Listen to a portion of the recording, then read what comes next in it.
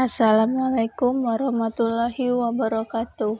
Saya Echa Junaini Putri sebagai pemateri pertama akan membahas tentang dasar dari landasan yuridis. Landasan yuridis atau landasan hukum pendidikan adalah seperangkat asumsi yang bersumber dari peraturan perundang-undangan yang berlaku sebagai titik tolak dalam rangka pengelolaan, penyelenggaraan, dan kegiatan pendidikan dalam suatu sistem pendidikan nasional. Dasar Pendidikan Nasional tersurat dalam Pasal 2 Undang-Undang Republik Indonesia Nomor 20 Tahun 2003 bahwa pendidikan nasional berdasarkan Pancasila dan Undang-Undang Dasar Negara Republik Indonesia tahun 1945. Negara Republik Indonesia mempunyai berbagai peraturan perundang-undangan yang bertingkat, mulai dari Undang-Undang Dasar 1945, Undang-Undang Peraturan Pemerintah, Ketetapan dan Surat Keputusan. Semuanya mengandung hukum yang harus ditaati, di mana Undang-Undang Dasar 1945 merupakan hukum yang tertinggi. Landasan hukum merupakan peraturan baku sebagai tempat berpijak atau titik tolak dalam melaksanakan kegiatan tertentu. Beberapa peraturan perundang-undangan yang mengatur pendidikan antara lain: A. Undang-Undang Dasar 1945. Yang pertama, Pasal 31 Ayat 1 berbunyi, tiap-tiap warga negara berhak mendapat pengajaran. Ayat 2 berbunyi, setiap warga negara wajib mengikuti pendidikan dan dasar pemerintah wajib membiayainya.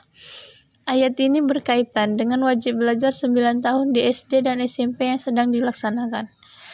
Ayat 3 berbunyi, pemerintah mengusahakan dan menyelenggarakan satu sistem pendidikan nasional.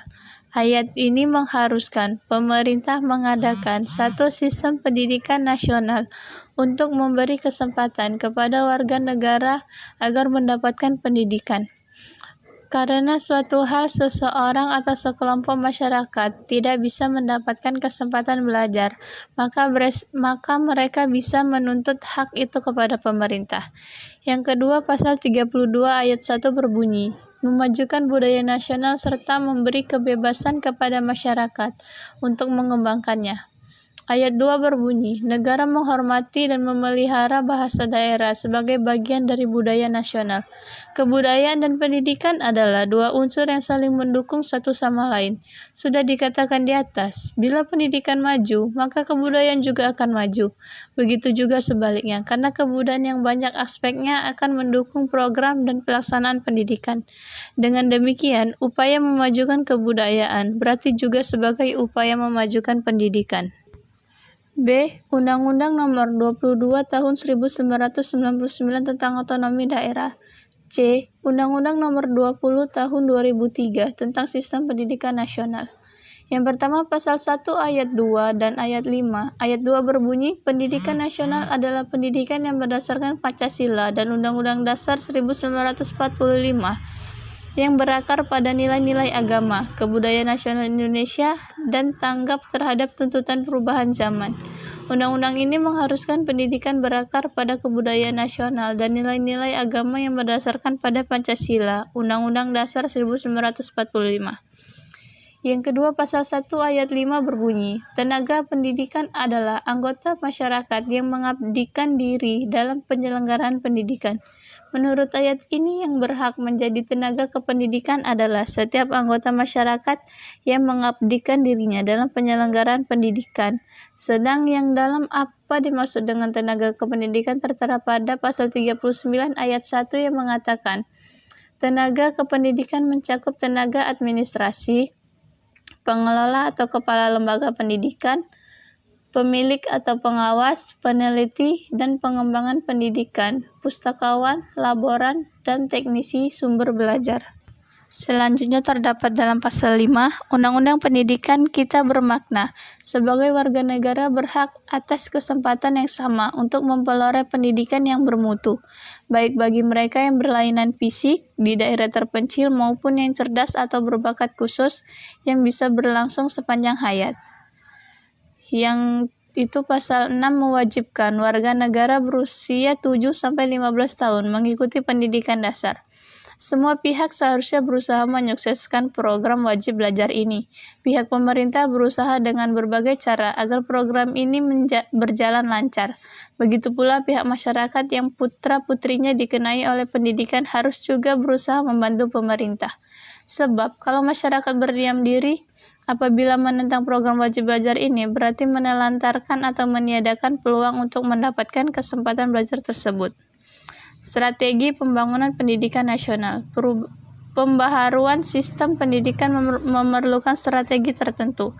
Adapun strategi pembangunan pendidikan nasional meliputi 1. Pelaksanaan pendidikan agama serta akhlak mulia. 2. Mengembangkan dan melaksanakan kurikulum berbasis kompetensi. 3. Proses pembelajaran yang mendidik dan dialogis. 4. Evaluasi, akreditasi, dan sertifikasi pendidikan yang memberdayakan. 5. Peningkatan keprofesionalan pendidik dan tenaga kependidikan. 6. Penyediaan sarana belajar yang mendidik. 7. Pembiayaan pendidikan yang sesuai dengan prinsip pemerataan dan berkeadilan. 8. Penyelenggaraan pendidikan yang terbuka dan merata. 9. Pelaksanaan wajib belajar. 10. Pelaksanaan otonomi manajemen pendidikan. 11. Pemberdayaan peran masyarakat. 12. Pusat pembudayaan dan pembangunan masyarakat. Dan 13. Pelaksanaan pengawasan dalam sistem pendidikan nasional. Undang-Undang RI Nomor 2 Tahun 2003 tentang Pendidikan Nasional. Bentuk peraturan pendidikan yang mengatur pendidikan lainnya antara lain: D. Undang-Undang Nomor 14 Tahun 2005 tentang Guru dan Dosen. E. Peraturan Pemerintah Nomor 19 Tahun 2005 tentang Standar Nasional Pendidikan. F. Peraturan Pemerintah Nomor 48 Tahun 2008 tentang Pendanaan Pendidikan. G. Peraturan Pemerintah Nomor 74 Tahun 2005 tentang Guru. H. Permendiknas Nomor 22 Tahun 2006 tentang Standar Isi Satuan Pendidikan Dasar dan Menengah. I. Permendiknas Nomor 23 Tahun 2006 tentang Standar Kompetensi Lulusan Satuan Pendidikan Dasar dan Menengah.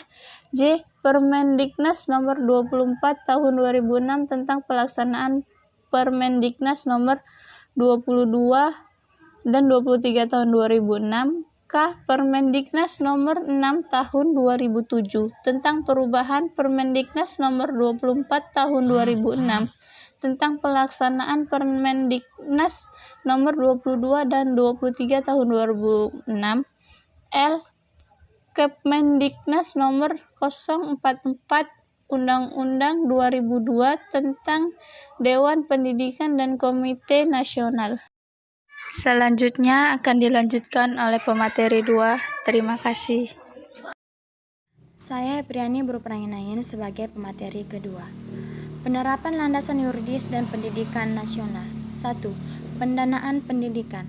Walaupun dalam amandemen Undang-Undang Dasar Republik Indonesia 1945 Pasal 31 Ayat 4 telah menegaskan bahwa negara memprioritaskan anggaran pendidikan sekurang-kurangnya 20% dari anggaran pendapatan dan belanja negara serta dari anggaran pendapatan dan belanja daerah untuk memenuhi kebutuhan penyelenggaraan pendidikan.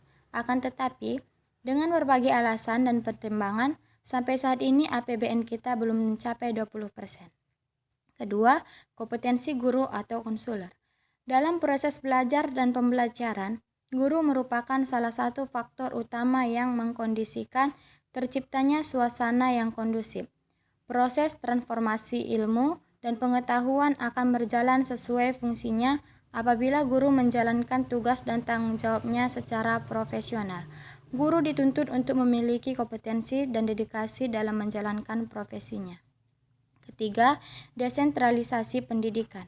Pemberian aksentuasi kepada pemerintah daerah dalam Undang-Undang Sisdiknas diharapkan nantinya pengembangan pendidikan di tingkat lokal akan lebih efektif jika dikembangkan oleh pemerintah daerah bersama kelompok masyarakat, sebab jenis kompetensi yang dibutuhkan oleh masing-masing daerah berbeda satu sama lain. Itulah sebabnya pasal 50 ayat 4 disebutkan bahwa pemerintahan kabupaten atau kota berkewajiban mengelola satuan pendidikan yang berbasis keunggulan lokal. Selanjutnya akan dilanjutkan oleh pemateri 3. Terima kasih. Saya Dea Umaradita sebagai pemateri keempat, visi dan misi pendidikan nasional. Visi pendidikan nasional adalah terwujudnya sistem pendidikan sebagai peranata sosial yang kuat dan berwibawa untuk memberdayakan semua warga negara Indonesia berkembang menjadi manusia berkualitas sehingga mampu dan proaktif menjawab tantangan zaman yang selalu berubah. Pendidikan nasional mempunyai misi sebagai berikut. 1. Mengupayakan perluasan dan pemerataan kesepakatan memperoleh pendidikan yang bermutu bagi seluruh rakyat Indonesia. 2. Membantu dan memfasilitasi perkembangan potensi anak bangsa secara utuh sejak usia dini sampai akhir hayat dalam rangka mewujudkan masyarakat belajar. 3. Meningkatkan kesiapan masukan dan kualitas proses pendidikan untuk mengoptimalkan pembentukan kepribadian yang bermoral. 4. Meningkatkan kompetensial dan akuntabilitas lembaga pendidikan sebagai pusat pembudayaan ilmu pengetahuan, keterampilan, pengalaman, sikap, dan nilai berdasarkan standar nasional dan global. 5. Memberdayakan peran serta masyarakat dalam penyelenggaraan pendidikan berdasarkan prinsip otonomi dan konteks Negara Kesatuan Republik Indonesia atau penjelasan atas UU RI nomor 23 tahun 2003 tentang Sistem Pendidikan Nasional. Selanjutnya akan dilanjutkan oleh pemateri 4.